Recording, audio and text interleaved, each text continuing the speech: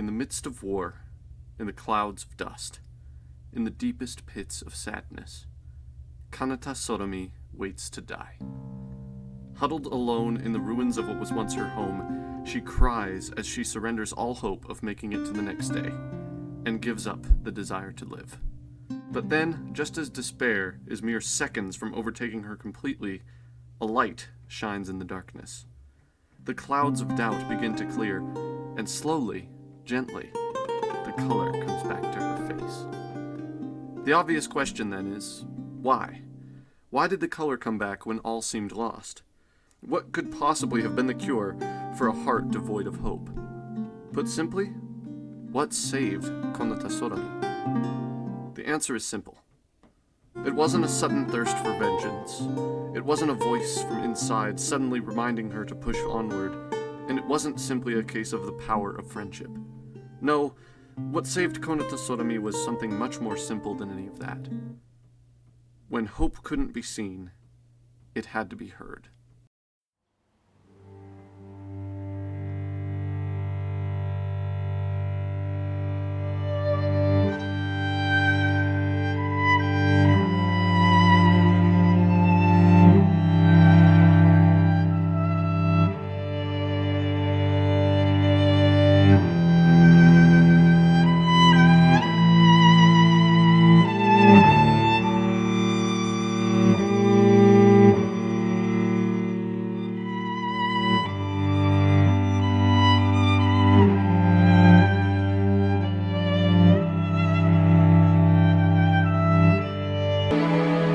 This is not a video about war.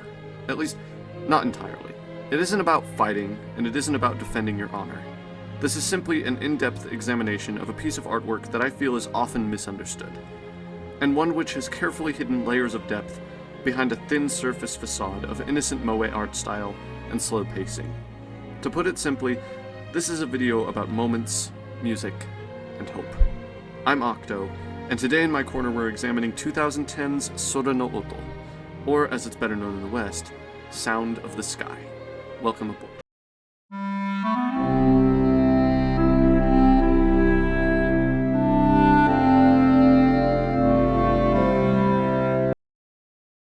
Sound of the Sky began production in 2010, when the anime department of the Japanese broadcast studio TV Tokyo and the multimedia company Aniplex began an initiative to develop a block meant for all original anime programs referred to as Anime no Chikara, or the power of anime. That is to say, the goal was to allow for creative freedom and artistic originality to be at the forefront of the creation process, with no underlying agenda to sell a manga or video game, though oddly enough, Sound of the Sky did receive both of those things after the fact. In the end, Anime no Chikara abruptly ended after only 1 year, with just 3 total programs being created under the initiative. All of this is important to keep in mind when discussing Sound of the Sky as a piece of animated artwork which was created with clear emotional intent. And I say clear emotional intent because despite the series' initial backlash for its K-On! Style visuals and a seemingly jarring contrast between the series' narrative tone and setting, series director Mamoru Kanbe has somewhat famously defended Sound of the Sky by implying that the majority of its viewers are missing the point. This is understandable, given that a surface-level look at Sound of the Sky will tell you that there is none to be found.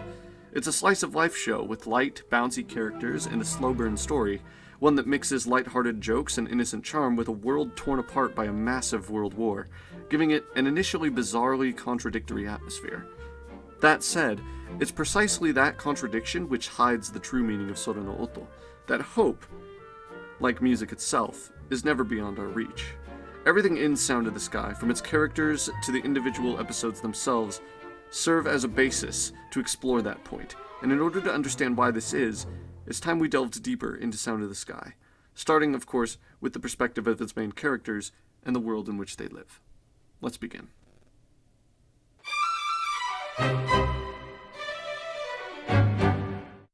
For as many charming side characters and fictional historical figures as are present in Sora no Oto, the main cast consists of the 5 members of the 1121st Platoon, though rest assured we will be covering at least 1 or 2 side characters once we've discussed the main quintet. Given that the underlying thesis of Sora no Oto revolves around finding hope in the midst of despair, it stands to reason that uncovering how that point relates to each of the Owl Squad's main characters is key when discussing the series. For that reason, the main purpose behind this segment of the video is to do just that. To take a look, one by one, at each of the characters and their stories, and hopefully, by the end of it, the core concepts at play in Sora no Oto will be a little more clear. Normally, under circumstances such as these, we'd be looking at the main character first, but in an effort to change things up somewhat, and also because Kanata is arguably the character who requires the least amount of explanation, we'll be saving her for last, and instead starting with a discussion on the series' resident sleepyhead, Noelle Kanagi. Noelle Kanagi is initially played off as a one-note character, whose only defining feature is the relatable, constant sleepiness and desire to avoid social interaction. In fact, for the first half of the show, Noelle is only ever occasionally given any time in the spotlight at all, and when she is, she's usually either being played for laughs due to her tired nature or working on the Takemizuchi, Takemakuchu Z, Takemaki Zucchini.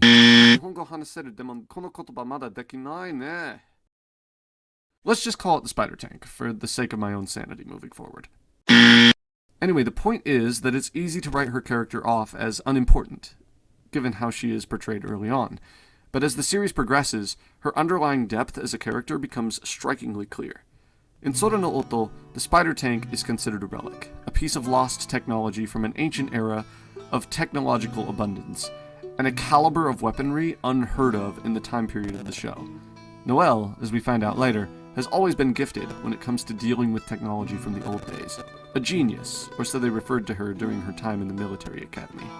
Because of her talent with what is the equivalent of Breath of the Wild's Sheikah tech, Noelle soon gains favor in the eyes of certain military officials. Over time, as we see later on in the series, that talent is used as a means for the Helvetian military to gain power and influence over its enemies. Eventually, Noelle becomes infamous in the opposing country of Rome, with her even garnering the gruesome nickname, the Witch of Helvetia. Noelle, of course, wanted nothing to do with any of this. She's a tinkerer, a nerd, the kind of person who enjoys fixing things, but when she realizes what her talents are creating, it breaks her. After all of that, it seems only fitting that Noelle Kanagi now lives out in the boonies as a member of the 1121st Platoon. On multiple occasions, Noelle exhibits symptoms of severe PTSD, which is likely the cause of her being in Seas to begin with. The mere mention of her former commander's name is enough to send her into a primal panic. And when the platoon discovers a soldier from the Roman army toward the end of the series, Noelle is especially hesitant to make contact, because the name Noelle Kanagi is all but synonymous with suffering, loss, and death in the eyes of the Romans. For Noelle, the consequences of her skills are the great evil that she must now overcome. In that sense, Noelle's personal character arc is similar to that of what you might find in Haibane Renmei, which you may remember from a previous deep dive of mine. Similarly to the charcoal feathers of Old Home, Noelle is searching for redemption, forgiveness for the sins of her time in combat. Of course, the similarities between Haibane and Sora no Oto actually run a lot deeper than just Noelle's personal character arc, but that discussion is a different video for a different day. It's eventually the Roman refugee which finally recognizes Noelle as the infamous Witch of Helvetia, a name which brings her back to such a dark state of mind that she is no longer able to cope with herself. The shadows she has carefully hidden all this time now forcefully placed in view, Noelle Kanagi breaks down.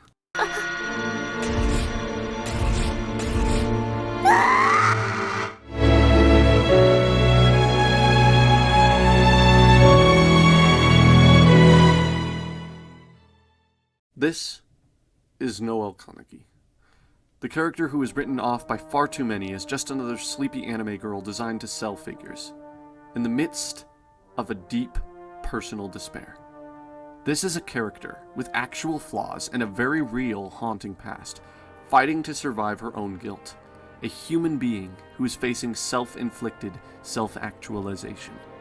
This is what it looks like when someone is devoid of hope. For most of the characters in Sora no Oto, finding hope is a matter of listening for the sounds of music to drown out the darkness consuming them. But for Noelle Kanagi, it's exactly the opposite. The music is too loud, the pain too great, and the only way to stop it is to listen. Not to herself or the voices in her head, not to the sound of a soldier's bugle, but to the quiet melody of a human voice. An enemy turned friend, a gateway to understanding others. We find that supposed Roman spy lying sick beside the fire, staring at a panicked and afraid Noelle, and we hear her speak the notes to Kanagi's song of healing. In this tender moment of growth and human nature, we're treated to the following. 許してくれるのありがとう、アイシャ。 The road to healing from her PTSD is not sudden, and it is not as simple as hearing the words, but what was once a cage holding Noelle Kanagi hostage in the pit of despair is now a melody of hope which guides her down the path toward a brighter, happier future. This is how Noelle Kanagi finds her hope. This is her overture of new beginnings, and her tune which drowns out her despair. With its gentle notes ringing in her mind, Noelle Kanagi can finally begin to heal.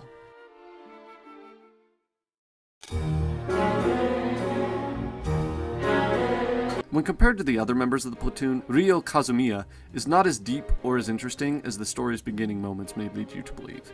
That's not to say she's unimportant or dull, as nothing could be further from the truth. It's simply that her story is more of a background tale, whose ultimate relevance is arguably more dependent on the perspective of its viewer than anything else. Ryo is a no-nonsense, hyper-responsible older sister type figure to the rest of the members of the platoon. She's a strict rule follower, and her stern but caring presence in the story makes it easy to quickly look up to and respect her. As we see in the moments when Ryo and Kanata first meet, she makes a strong and accurate first impression. Her despair comes in large part from events which have nothing to do with the war, and when compared to the kind of life a character like Noelle has lived, it's easy to think of her problems as secondary to everything else that's going on. As it turns out, this viewpoint is almost identical to that of Ryo Kazumiya herself, with a common practice of Ryo's being the avoidance of talking about her own personal drama and history in favor of more immediate or pressing issues within the platoon. Ryo's story is mostly in reference to a past personal involvement with a member of her previous squad, a man who she is attempting to escape from by being stationed where she is. But Ryo's importance runs a lot deeper than that in the grand scheme of things. In the face of political conflict, and the world on the verge of yet another war, it falls upon Ryo to take one for the team, as it were. The implication of Ryo's actions throughout the story are that she is bound by her sense of responsibility. And though she does love being together with everyone else in the platoon, her experiences teaching them and acting like a caring but stern older sister is in the end what helps her face what she has been trying so hard to run away from. As a blood relative of Helvetian royalty, her stature as one of royal blood is something she would prefer others overlook. It's ironically a fear of responsibility that keeps her away from it and causes her to deem it a feature worth hiding away. And yet, as she sees the impact her nature has had on the other platoon members, she realizes that she can no longer hide from the responsibility granted her by her royal blood. Ultimately, it's only after she takes a literal walk through the mountains that Ryo decides to tell Kanata the truth about herself. And in this case, the melancholy sight of a lonely woman who never really moved on from her past romances is the bittersweet song that gives Ryo the hope for the future she needs to agree to an arranged marriage with the Prince of the Roman Empire, a marriage that would become the chorus in a song of hope and peace for the entire world in the end of the series. In summary, while Ryo's personal journey is significant, and I deemed it necessary to discuss for this video, her true value is found in the way those around her view her, as a caring older sister who can push others in the right direction and help them overcome their own moments of sincere despair, especially in the case of Kanata Sorami. After all, it's Ryo who finally teaches Kanata to play the song that saved her life. And one of the show's most beautiful moments comes from the results of the two spending so much time together with one another, both teaching and being taught. In the end, that is all Ryo Kazumiya's story needs to be about. In her case, it wasn't forgiveness or healing she needed, it was simply perspective. And in becoming a pseudo-older sister figure for the platoon, perspective is exactly what she was given. After sharing that most important melody with Kanata, Ryo accepts her destined fate and leaves the group, in the service of peace between countries.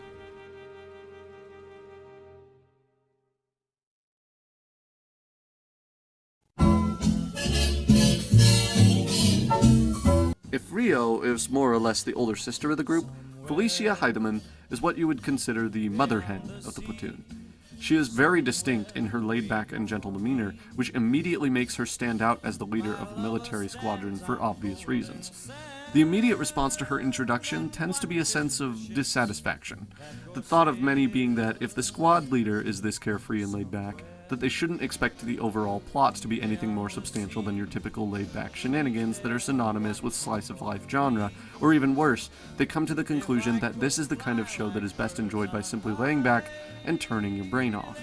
Neither of these sentiments are entirely accurate, though granted the former is at the very least somewhat applicable. As for the latter,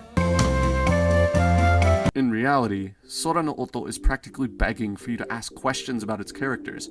From the moment that Felicia shows up, her lack of characteristics typical of a drill sergeant or platoon leader demand a closer look from the audience. Why is Felicia Heidemann the way that she is? And what does that mean for the rest of the group? The answer lies buried within her past. For you see, the carefree, laid-back Felicia, who is all but family to the 1121st Platoon, has seen tragedy far greater than her appearance would suggest. Felicia's tale is revealed comparatively early on, in episode 7. Up until now, Felicia's PTSD from her time in the battlefield has kept itself conveniently out of sight, giving the audience very little reason to question her calm demeanor or her position as squad leader. But all of that changes during the Oban Festival. This is when a series of flashbacks to the gruesome atrocities she's witnessed in combat begin to haunt her. From the ghostly image of a soldier standing just outside the walls of her room in broad daylight, to the vile gushing of blood from an otherwise small cut on her thumb. Clearly, something long suppressed about her time in the war is clawing its way back into Felicia's memory. We learn through a flashback that Felicia could only watch as her platoon died mere yards away from her, after a surprise attack from an enemy tank knocked her off of her post while she signaled the forward offensive with her bugle. It wasn't long after that Felicia fell an undisclosed distance under the ground. And this is the point where the kind, loving, ever-comforting leader we've by now grown to look up to reaches the deepest pits of her despair. Alone and in the dark, Felicia realizes she has fallen into what remains of a by now quite ancient place. She suffers a profound sense of guilt from being the only survivor of the attack on her squad, but walks into the darkness regardless, tears filling her eyes. With naught but matches to light her way, she explores the ruins only to find the corpse of an unnamed fallen soldier, and together, the two share a moment of brief conversation. The corpse in this moment represents a change in perspective for Felicia. The world has already ended. The war has taken everything, and that being the case, what worth is there to fight as she is? What good is there in living? That's when Felicia Heidemann hears the bugle.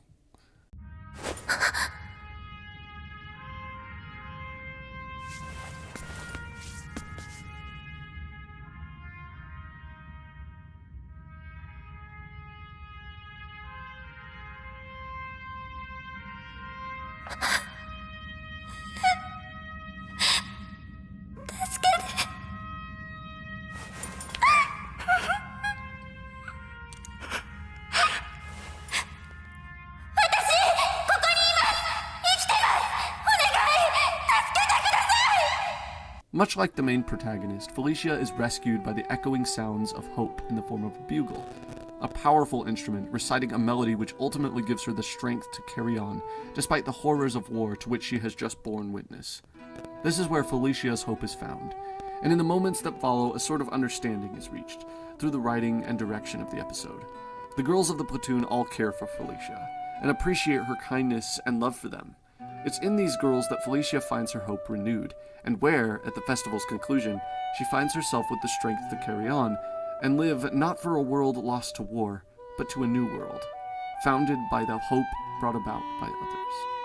The lanterns, with their gentle and forgiving glow, are the backdrop to Felicia's recovery from the darkness she had so carefully hidden away. Felicia may be soft, but her kindness is a powerful, hard-hitting message. It seems to say that tragedy has no right to rob us of our hearts. No matter the depth of despair we may witness, that the light of hope will always shine through the darkness of loss. Kureha Suminoya is Sound of the Sky's resident tsundere character. She carries all the typical attributes of the by now quite tired character archetype, down to the color of hair bow she wears, While I'd like to say that her depiction as a tsundere leads itself to an engaging deconstruction of those characteristics, like we see in the likes of Bakemonogatari with Senjo Gahara, doing so would frankly be a complete misinterpretation of Kureha's character. Yes, she is essentially portrayed as just another twin-tailed tsundere, but even she has faced tragedy to some extent, though admittedly it isn't quite as interesting as the other portrayals in the series. Kureha, as we find out early on, has a romantic interest in a soldier named Klaus, mostly because she mistakenly believes him to be the famed Desert Wolf, a hero of war who Kureha looks up to with a great deal of respect. Kureha Suminoya lost both of her parents to the war, and while this and her obsession with Klaus are interesting enough to warrant further discussion, I find that when compared to the rest of the characters, it's difficult to justify giving her precedence over any of the others. All of that said, her hope comes from her faith in her hero. When she finds herself in extraordinary peril, Kureha relies on someone who isn't even truly a war hero. He merely shares the name. As these events unfold and the storm worsens, it becomes increasingly clear that at the very least, Kureha knows on a subconscious level that the man she so believed in is not the Desert Wolf. But his bravery and willingness to keep her safe from harm despite his lackluster experience is commendable to her. And she is able to see Klaus as the source of hope that she needed him to be, albeit for different reasons than she may have originally wanted. Obviously, it should go without saying that there's at least a small amount more to it than that, but that's all we'll be discussing of Kureha's character arc here, so I encourage you to rewatch the series if you want to delve more into Kureha for yourself. For now though, let's move on to the final member of the 1121st Platoon.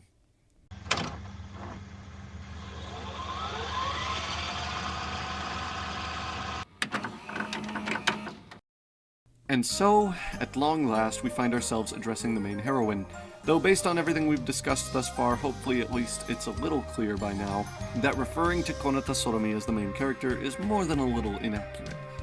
What is accurate is the notion that Kanata is used as a catalyst for each of the other members of the platoon, and the reason she's able to do this is because Kanata's moment of hope and despair has already happened. As we discussed in the very beginning of this video, the war that tore her home apart left her in a state of absolute hopelessness. But within that deadly silence as she waited to die, the same notes that brought such hope and courage to Felicia are powerful enough to bring that hope to Kanata as well, even inspiring her to learn to play music.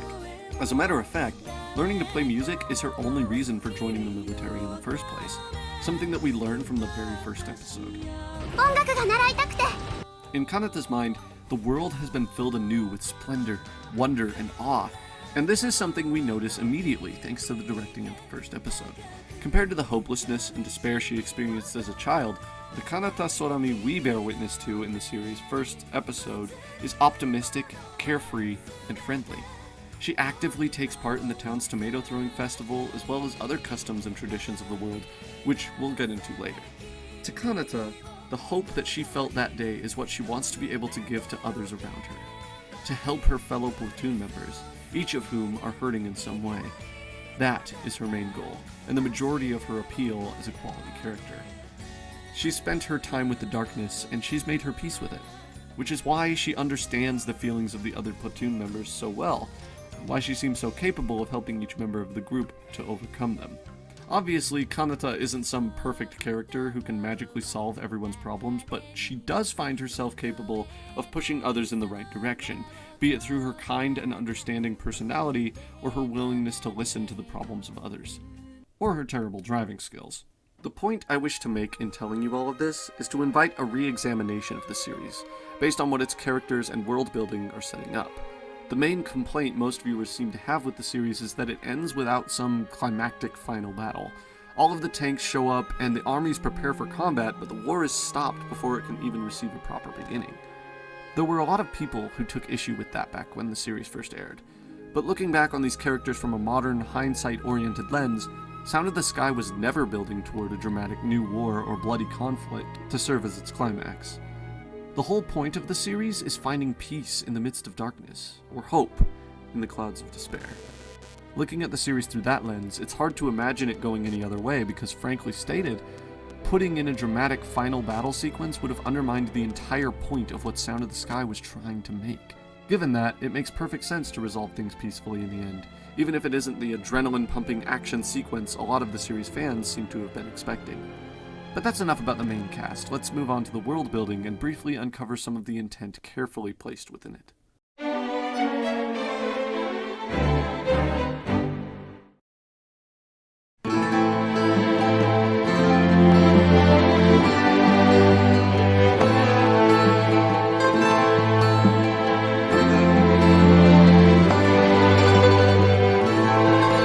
Up until now, we've spoken primarily about the characters of Sora no Oto, who they are and how they each found hope when they were surrounded by despair.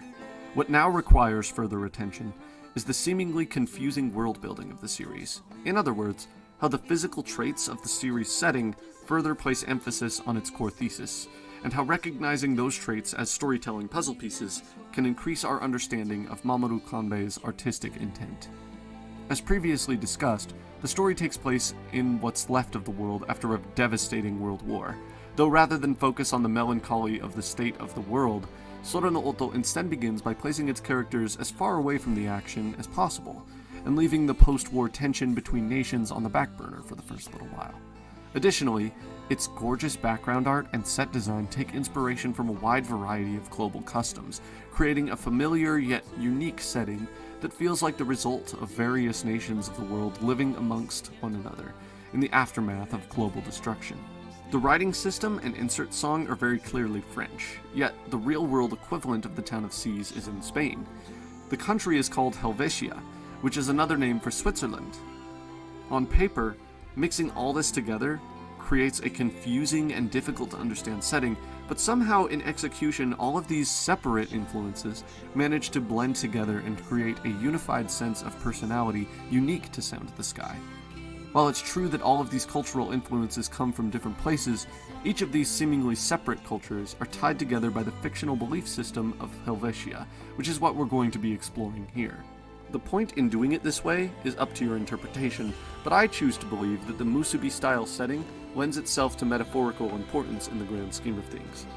The idea seems to be that despite the cultural differences, each has been able to set their differences aside and accept each other as members of a now conjoined culture, and in so doing their society has learned to adopt a shared philosophy of kindness and understanding.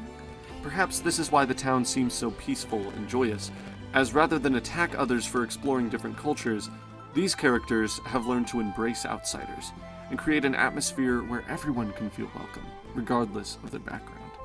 Believe it or not, this idea is further explored using the basis for the entire country's culture, that of course being none other than its belief system, and the unique legend of the Fire Maidens.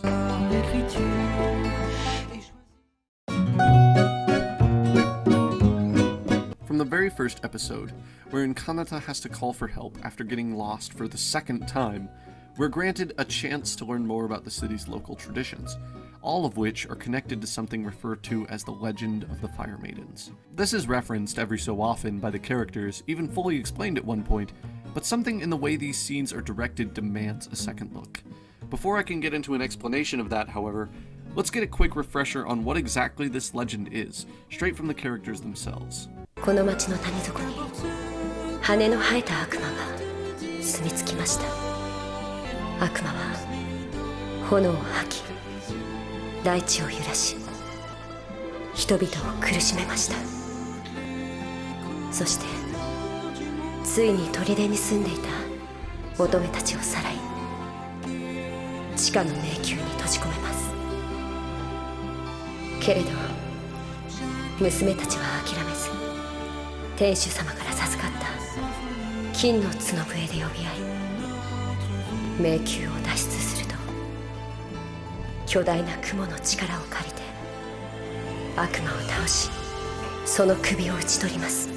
We know, of course, that these legends are metaphorical in nature, especially since we see through flashbacks the literal causes of the moments from the legend of the Fire Maidens, such as the demon spitting fire being a representation of the laser beam attack seen here. Beyond that, I think the legend speaks volumes about the events of the main story, with the legend itself reflecting the events of the series almost to a T. Beyond the obvious, however, there's a lot more to this legend than a simple narrative reflection which helps to tie the episodes together. The instances are rare, but moments where we actually get to see the demon help to reiterate that this story is not entirely mythical, but instead has its roots in actual events. What is perhaps most interesting about the legend of the Fire Maidens is the way that the story is used to further the tension between Helvetia and the Roman army. When later on a foreign soldier is given sanctuary within the platoon's base, the only person who can speak her language just so happens to be the local priestess, leading to an interesting encounter when the two first meet, which manages to pack insightful commentary on religious differences into an incredibly brief conversation. Den Engel der Apokalypse, der vor langer Zeit die Strafe auf die Erde gebracht hat. それは間違った教えです。世界を滅ぼしたのは悪魔です。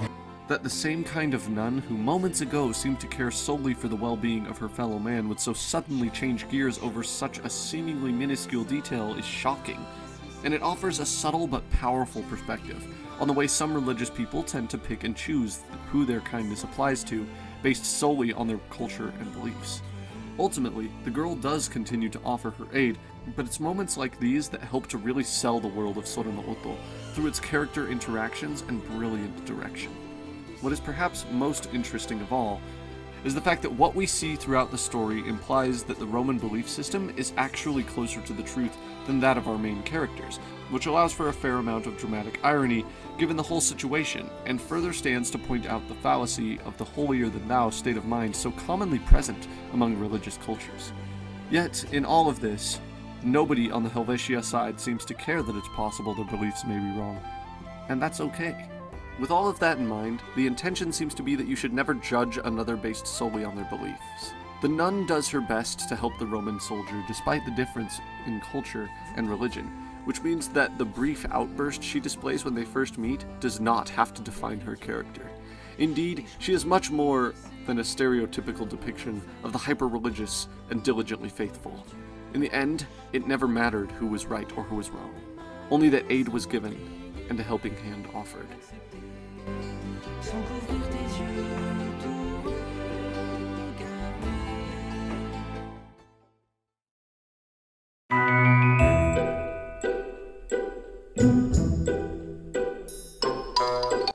I'm probably not the first person to say that Sora no Oto has a hidden subplot revolving around this myth, or to point out its deliberately haunting narrative clues that Mamoru Kanbe has cleverly hidden in plain sight throughout the series, such as the ghost occasionally seen in the background. But regardless of whether or not you were already familiar with this hidden subplot, I'm doing my best today to bring that story's intentions to light. According to the now criminally barren fan wiki for Sound of the Sky, the entire community for the show was somewhat disturbed by the sudden and frightening discovery of what appeared to be a ghost girl in episode 2. From then on, these so-called ghost sightings were cataloged and stored throughout the fan wiki, and you can actually still look at these images to this day. As for the events of the show itself, this ghastly image is never truly discussed or dealt with in any meaningful way. However, when listening to the drama CD, the answer behind the mystery of the ghost girl is revealed. Apparently, this apparition is the manifestation of a former squad member who passed on shortly before an opposing force labeled simply as they attacked. It's Rio who ends up resolving this spirit's lingering desires, and eventually this leads to the spirit's disappearance. There is no concrete reason why this side story is necessary, at least none that I can gather, which is what I would argue is simultaneously one of Sound of the Sky's strongest and weakest selling points. The series demands to be interpreted and discussed. It tells a concrete story, yes, but it leaves just enough of its plot lines left unsolved to make one wonder if this wasn't the true intention after all. In the end, it's the series' unquestionable ambiguity and occasional distracting silliness that I feel cause it to remain largely misunderstood by its audience. My theory is that these moments of lighthearted banter are meant to reaffirm the idea that Sound of the Sky is a story about living one's life in the moment, and how seemingly small interactions can leave big and sentimental impacts on those who experience them. But in this assumption, I admittedly find myself feeling a bit unsure. So as to the bottom line, I leave that up to your own interpretation, and encourage you to revisit the series to investigate any further questions you may have for yourself. Sound of the Sky is ultimately about advocating for peaceful resolutions to the world's largest issues, a message which is admittedly a tad on the naive side of the spectrum. Dive deeper than that surface-level observation, however, and you're left with a story that seeks to remind us that hope often comes in the darkest of times, and more often than not comes packaged in ways we never could have expected. Dive deeper still, and you find that despite all of this, there is no concrete way to solve every puzzle presented to you in Sora no Oto. I suppose in the end that's the reason this video exists in the first place. I like to think I've provided a general resolution to the question of what Sora no Octo is about, but I have no doubts that there are hidden details and story elements that I didn't even mention, and as a result, I invite you to write your own thoughts on what the series is meant to represent and leave them in the comments of the video. My intent today was to reignite interest in what I believe is a sorely underappreciated, albeit imperfect series. So if I've piqued your interest with this video and you feel like giving it another look, I encourage you to revisit this particular hidden gem, and to hear for yourself the beautiful melodies and bittersweet tones of Sound of the Sky.